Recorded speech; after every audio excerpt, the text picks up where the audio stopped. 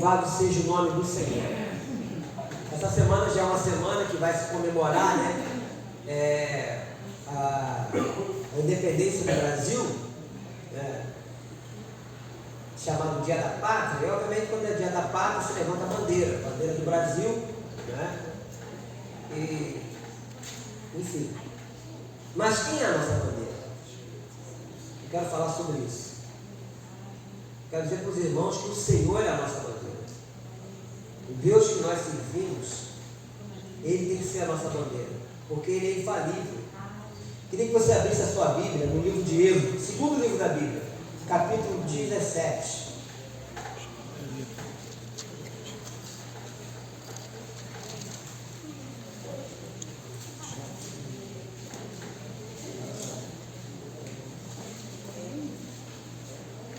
Fala a respeito quando Moisés toca na rocha e sai água. Na rocha, não é? Eu peço que você fique de pé, eu vou ler a partir do versículo 8. Êxodo capítulo 17, a partir do versículo 8. Então veio Amaleque e pelejou contra Israel em Refidim. Com isso ordenou Moisés a Josué: escolhe-nos homens e sai e peleja contra Amaleque. Amanhã estarei eu no cimo do outeiro, e o bordão de Deus estará na minha mão.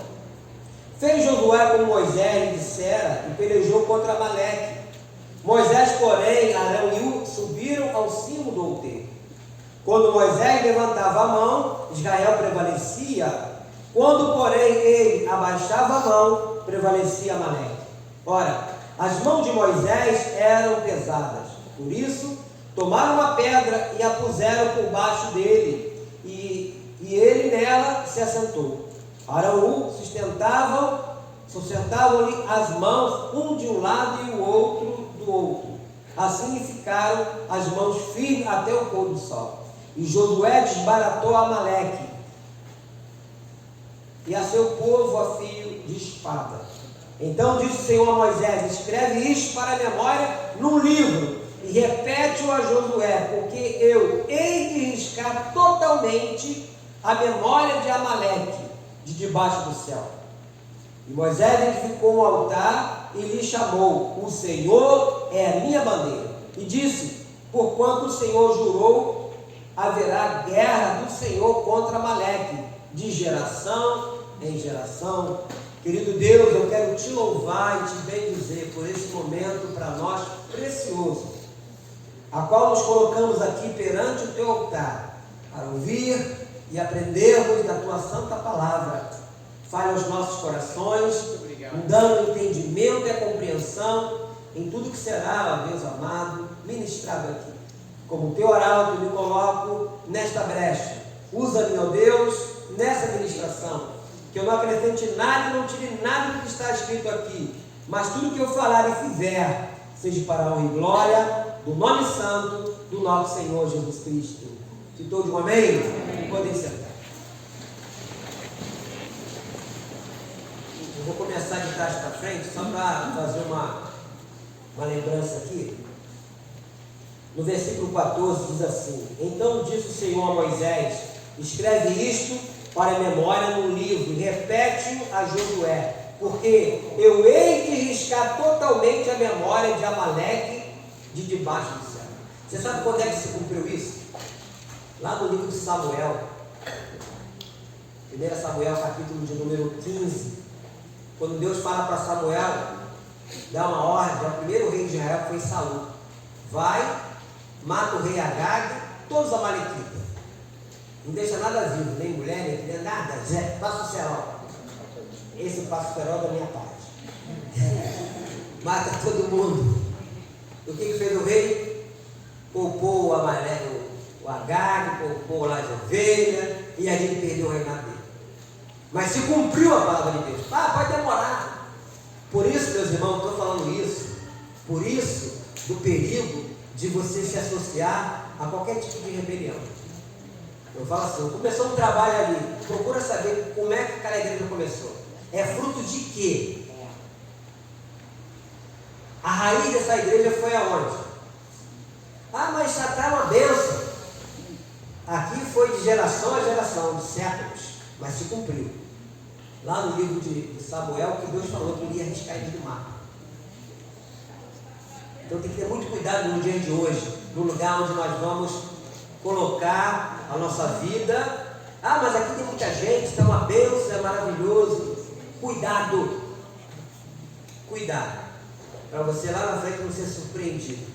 Porque nesse mesmo livro de Samuel, o próprio Samuel fala para o rei Saul que a rebelião é pior do que o quê? Pecado de quê? É feitiçaria. Então tem que ter muito cuidado. Tem muita coisa aí que aparentemente está bom, está bonito, mas como é que começou isso? É fruto de quê? O início. Porque tudo tem um início, né? Mas vocês podem ficar tranquilos que essa igreja não começou de fruto de rebelião.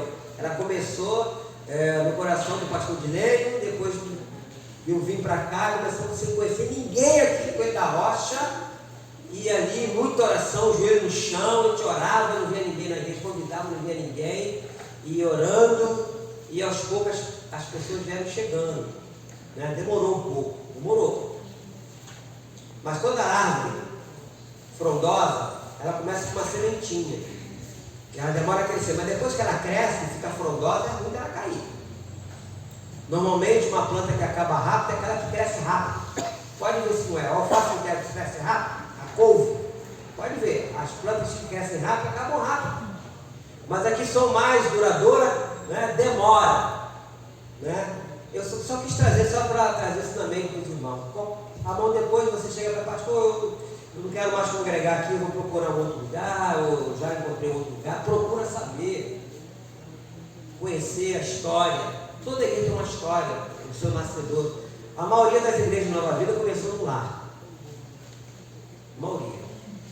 Ou começou com uma família. Nunca começou a igreja de Nova Vida com um grupo grande. Sempre foi assim, a maioria das igrejas que estão aí duradouras, não é? Eu tenho uma preocupação muito grande com o negócio muito rápido. Mas enfim, mas trazendo aqui para o texto, o que eu vejo, meus irmãos, que Deus ele nos chamou das trevas para a luz. Ele não nos chamou para a derrota, mas sim para uma vitória. E quando se fala de vitória, não é apenas conquistarmos coisas neste mundo. A vitória maior é a vida eterna, é a salvação. E aqui nós vemos que Israel, em meio à caminhada, ele defrontou-se com o perigoso inimigo, ou seja, os amalequitas. E aqui nós vemos que Moisés orou, o Senhor houve grande vitória. E em gratidão ele faz o quê? Ele levantou um altar. O Senhor é a minha bandeira. O Senhor é a minha bandeira. Aqui no versículo 15, que eu falei de começar aqui de trás, não é isso? Agora, o que a bandeira expressa? Ela expressa pensamentos. O que significam as cores da bandeira? Verde, amarelo, todo mundo sabe, azul. E o nosso pensamento eles devem estar ocupado com as coisas de Deus, como diz Paulo lá em Colossenses 3, versículo 1. Né? Pensar nas coisas do alto. Ocupar nossa mente com as coisas do alto. A bandeira deve estar em lugar de destaque. Aqui, você deve tocar o cantar nacional todo dia lá, né, cara? Eu sei disso. De manhã, quando vai encher a bandeira, depois de noite, na minha época era 9 horas da noite, depois que passava a revista lá, com o pessoal da bandeira, enfim. E cantava, né, aquela coisa toda, cantava o nacional, né? Mas a bandeira tem que estar no lugar de destaque, no centro, ou à direita, em lugar visível nos edifícios, né? E trazendo para nós, Deus tem que estar em estado de destaque na nossa vida também. Quando Jesus fala lá em Mateus 16, 33, buscar em primeiro lugar o quê? O reino de Deus e a sua justiça, e as outras coisas vos serão o quê? Acrescentadas. Mateus 16, versículo 33. Buscar em primeiro lugar. Nós temos que colocar Deus em destaque na nossa vida. Ele tem que estar em primeiro lugar, não pode ficar em segundo plano. Nós temos que amá-lo com toda a nossa força, com todo o nosso entendimento. Tem que ser, Deus não divide a glória dele com ninguém. Infelizmente, hoje há muitos lugares que colocam as outras coisas em primeiro lugar, Deus é depois. Mas enfim. Então ele deve ocupar esse destaque. Alguém já disse que quando um milionário chamado John Rockefeller morreu, alguém perguntou se ele havia deixado muita coisa, e ouviu, ele deixou muito, ele deixou tudo. Lá no passado, na década de 60, década de 70, tinha uma atriz muito famosa no Brasil, chamada Leila Diniz, e ela foi, se não me engano, estava na Itália apresentando uma peça. O nome dessa peça era Em Busca do Grande Tesouro, né? E no Brasil ela fez um filme, o nome desse filme era Mãos Vazias.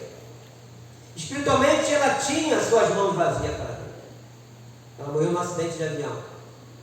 E ninguém está alheio de qualquer tipo de infortúnio nessa vida.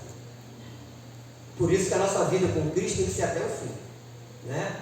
Mateus 24, 13. Aquele que perseverar até onde? Até o fim. E a maior vitória do cristão é quando ele morre. Que isso, pastor? É verdade.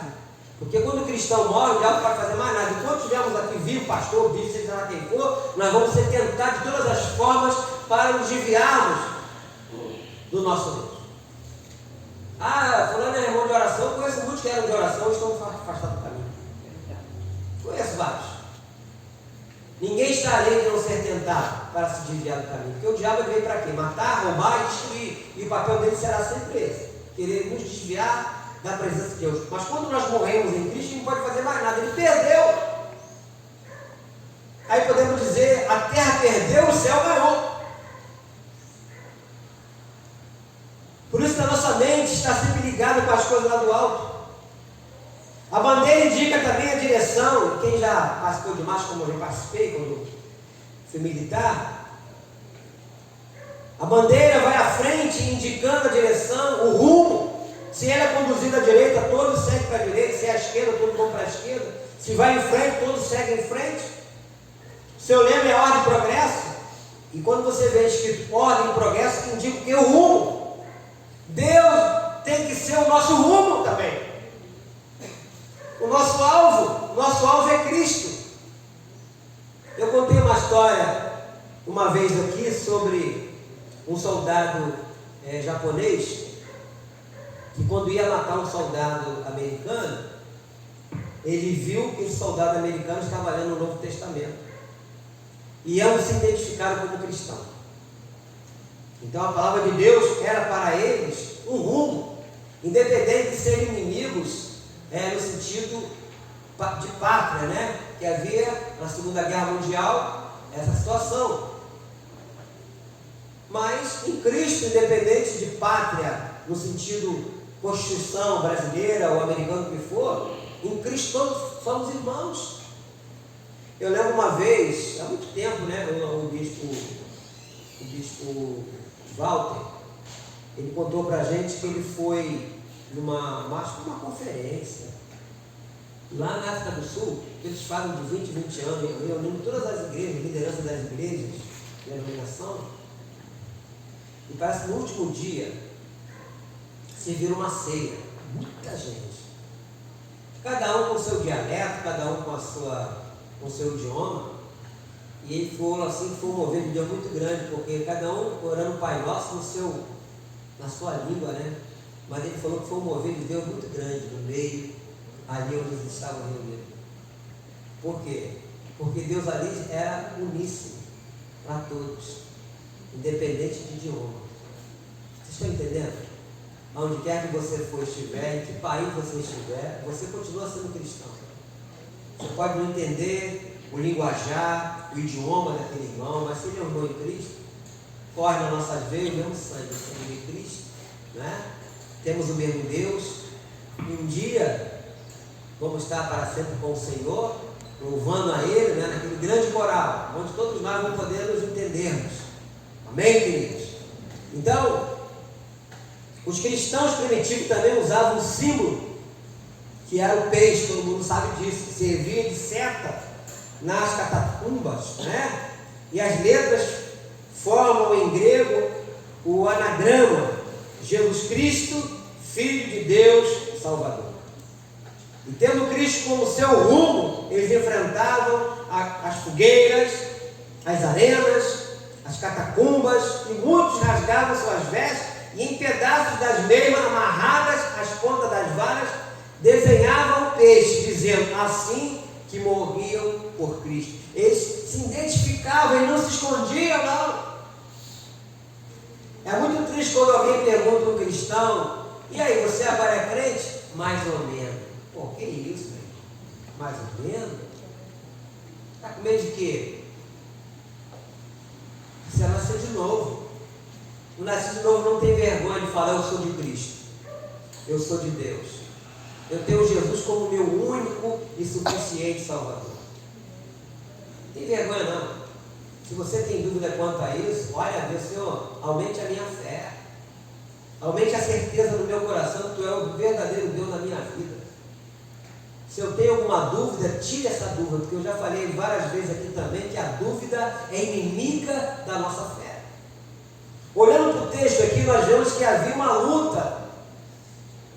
E Moisés, naquela época, ele era o mediador entre o povo. Ele era a pessoa que Deus havia escolhido para mediar entre o povo e o próprio Deus. Ele era o responsável de conduzir aquela nação. E no meio do caminho, não foi fácil não, amado, a caminhada pelo deserto. Houve esses inimigos que apareciam. E aqui fala, no versículo de número 9: com isso ordenou Moisés a Josué: escolhe-nos homens e vai e peleja contra Amaleque. Amanhã estarei eu no cimo do outeiro, e o bordão de Deus estará na minha mão. Fez Josué como Moisés dissera, e pelejou contra Amaleque. Moisés, porém, Arão e Ur subiram ao cimo do outeiro. Quando Moisés levantava a mão, Israel prevalecia. Quando, porém, ele abaixava a mão, prevalecia Amaleque. Ora, as mãos de Moisés eram pesadas, por isso tomaram uma pedra e a puseram por baixo dele, e ele nela se assentou. Arão e Ur sustentavam-lhe as mãos, um de um lado e o outro do outro. Assim ficaram as mãos firmes até o pôr do sol. E Josué declarou a Amaleque e a seu povo, e Josué desbaratou a Amaleque e a seu povo a fio de espada. Então disse o Senhor a Moisés: escreve isto aqui que eu falei. Escreve isto para a memória no livro e repete-o a Josué, porque eu hei de riscar totalmente a memória de Amaleque de debaixo do céu. E Moisés edificou um altar e lhe chamou: o Senhor é a minha bandeira. Eu não quero aqui pregar e falar que você tem que ser antipatriota, não, nada disso, longe de mim isso. Até porque nós vivemos nesse país, nascemos aqui, não tem por onde. Mas o nosso Deus tem que estar em destaque na nossa vida. Você que é militar, no caso aqui o Caio, agora o Lucas, obviamente obedecerão às ordens lá que serão dadas. E na minha época fiz isso também, Nathaniel fez, pastor Gilberto fez, quem serviu, Guaraci fez, outros serviram, não é? E a gente tinha que prestar continência para a bandeira, ficar olhando para a bandeira firme, e ali, ó, prestando continência, olhando para a bandeira subindo, quando era de tarde não estava descendo a mesma coisa. Isso se fazia todo dia, principalmente quem estava de serviço. Mas como cristão, nós temos que dar toda a honra e toda a glória ao nosso Deus, não desprezando esse argumento da bandeira nacional que temos que fazer, no caso militar e tal, né? Mas até o civil, quando canta o hino nacional, quando você estiver, normalmente, se você estiver muito próximo da linha dos militares, manda você tomar uma posição cívica. Qual é a posição cívica? Ficar assim. O militar já tem que prestar continência, né? É o respeito que se tem a bandeira e o hino do país. Isso não é somente no Brasil, não, todos os países é assim. E nós, como cristãos, devemos dar honra e glória ao nosso Deus. Devemos honrá-lo. Devemos ter Ele sempre na nossa mente. E saber que Ele é o nosso rumo. É Ele que vai dirigir a nossa vida, Ele que vai nos conduzir. É Ele, e mais ninguém. Então, que possamos ter Deus em mente e crer nele e dar-lhe um lugar de destaque em nossa vida, tê-lo como aquele que nos indica o rumo a seguir. É Ele que vai indicar o rumo que nós devemos seguir. E você nunca se esqueça disso. Quando você orar, você tem que orar e colocar na sua mente lá o que está registrado no Salmo 40. Quando Davi fala: esperei confiantemente pelo Senhor. É você esperar confiantemente. Não é orar e tomar decisão precipitada, correr na frente de Deus. Em muitos casos, porque não, na maioria das vezes, a resposta de Deus demora um pouco, mas uma hora chega. Aqui Deus falou que iria arriscar do mar. No versículo de número 14, disse o Senhor a Moisés: escreve isso para a memória no livro e repete-o a Josué, porque eu hei de riscar totalmente a memória de Amaleque debaixo do céu. Isso demorou muito tempo, amor. Até chegar o dia que Deus fala para Samuel: vai lá, fala para Saul, manda ele lá matar o rei Agag, geral. E o rei fez ao contrário. E perdeu o seu reinado por causa da desobediência. Perdeu o reinado por causa, mas se cumpriu. A própria vida do Senhor Jesus levou séculos. O profeta chamado profeta messiânico, que é o profeta Isaías, quando fala da vida de Jesus, foi 700 anos antes. E Deus já havia revelado a ele até como seria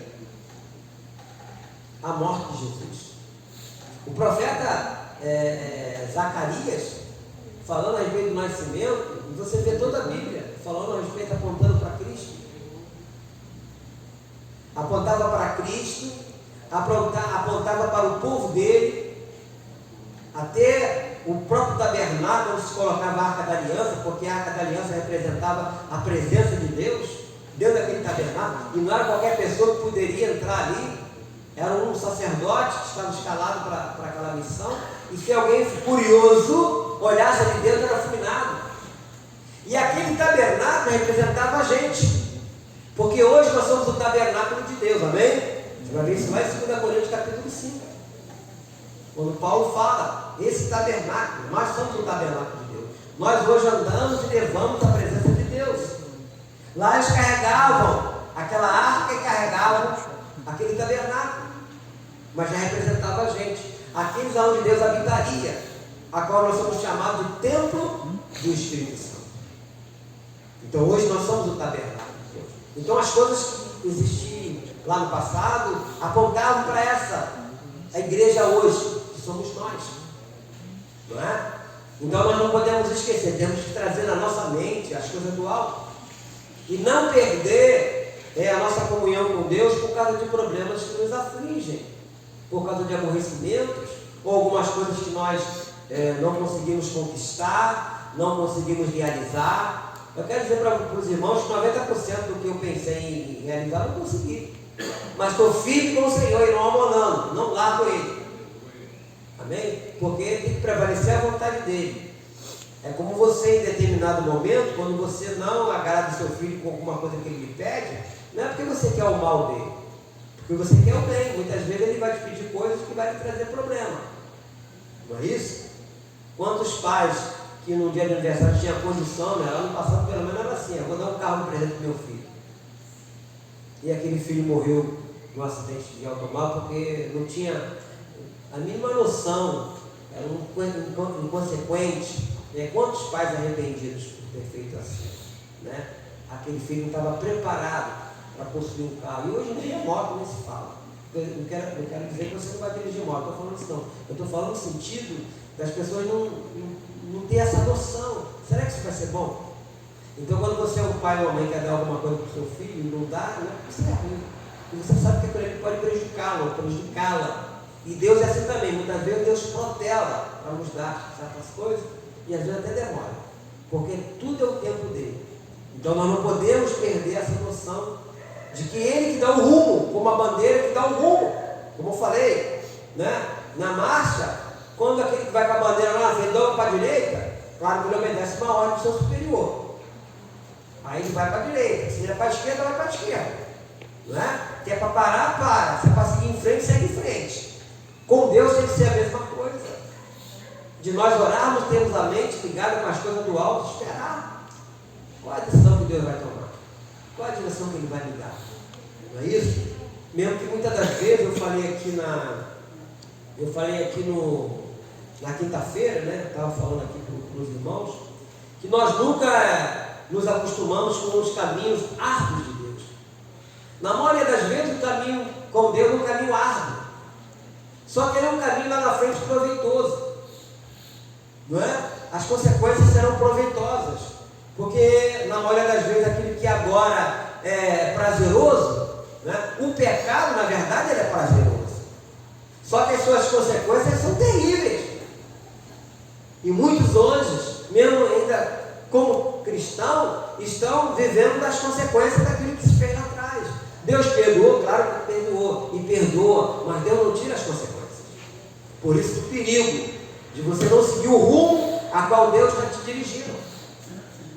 Durante esses anos todos que nós estamos aqui, foi-me apresentado muitas coisas para mim sair do rumo daquilo que Deus havia estabelecido, de pregar o Evangelho com simplicidade. Muitas coisas, muitas novidades que surgiram, né? Poderia citar aqui várias, mas eu não continuei ali, nessa batida. E estamos aí. E muitos que seguiram pelas novidades que apareceram, não existem mais, né? Enfim, mas nós estamos aqui seguindo o rumo que Deus delegou a todos nós, e nós vamos continuar seguindo essa direção, esperando até o dia que o Senhor virá nos buscar. Aí já chegar, aí hoje vou dar continuidade, não é? Mas pelo menos vamos deixar um legado. O legado é o legado daquilo que Deus estabeleceu em nossas vidas. Amém? Curva a sua cabeça.